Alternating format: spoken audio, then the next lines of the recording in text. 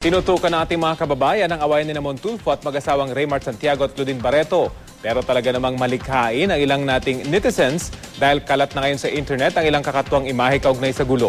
Balitang hatid ni Michael Fahatin.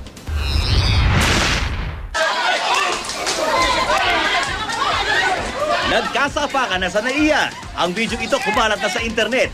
May nagka-black eye, pasa at galos. Nagkasampahan na rin ang kaso.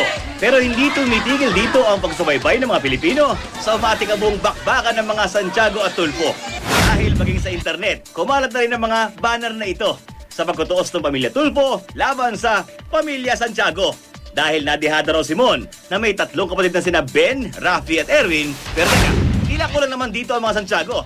Sina Roel at Randy lang ang kaalyado ni Raymart. Kaya pati ang kapelidong si Senadora Miriam Santiago isinama sa pagkutuos na pinamakatang Trila in Naiya.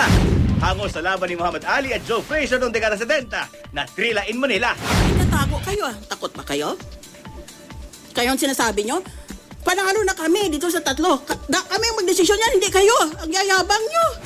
Unang reaksyon ni Senadora Santiago nang ipakita ko ang kumakalat sa internet.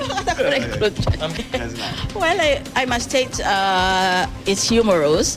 At alam niyo ba na talaga palang kamag-anak ng mga Santiago, hindi si Senadora, kundi ang asawa niyang si June Santiago. My husband and Raymart are very distantly related to each other. So, You could be related. well, in a very loose sense. Si Mon Tulfo naman, malapit na kaibigan ng Senadora at ito ang mensahe niya. He was very clearly overpowered because mag-isa lang siya yata. Sinasabing marami daw siyang kalaban. Kaya wala namang nawala sa kanya na nag-black eye siya dahil mag-isa lang naman siya, napagtulungan yata siya, no? If I am correct. Kaya maging mas malaki siya kung ipasensya na lang niya dahil may babae namang involved eh. At nag-initan lang siguro. Maybe it's also because of climate change.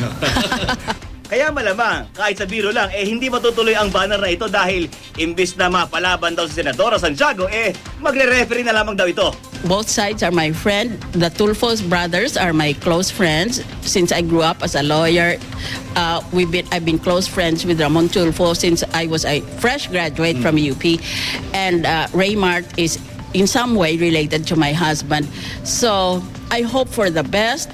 If necessary, I can act as mediator. Bukod sa magabanta, hindi raw naniniwala ang Senadora na dapat pang magsampahan ng kaso ang mga Santiago at Tulfo. No case is the best case. So I just hope that they will come to an amicable agreement. This is more a matter, I think, of amor proprio than anything else.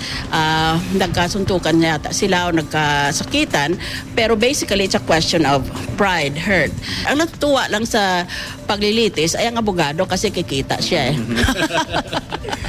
Hindi lang si Senadora ang idinidikit sa away ng mga Santiago at Tulfo sa pagka-creative na naman ng mga Pilipino. Pati ang sikat na bandang Beatles, masdan na kinukuyog din dito. Pati ang popular na video game na Mortal Kombat.